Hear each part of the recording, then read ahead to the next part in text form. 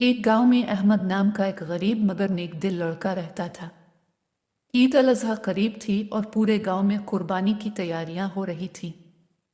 ہر گھر میں خوشی کا ماحول تھا، مگر احمد اداس تھا کیونکہ اس کے پاس قربانی کے لیے جانور خریدنے کے پیسے نہیں تھے۔ احمد ہر روز بازار جاتا اور خوبصورت بکرے دیکھتا۔ ایک سفید بکرا اسے بہت پسند تھا۔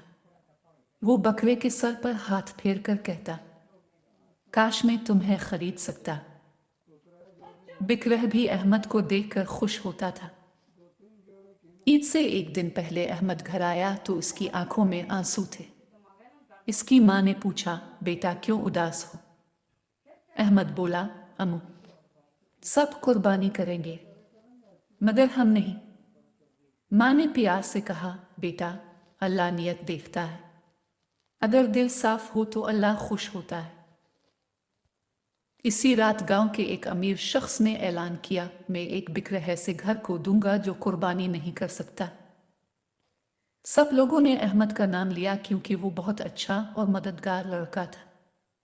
جب وہ سفید بکرا احمد کے گھر آیا تو احمد خوشی سے رونے لگا۔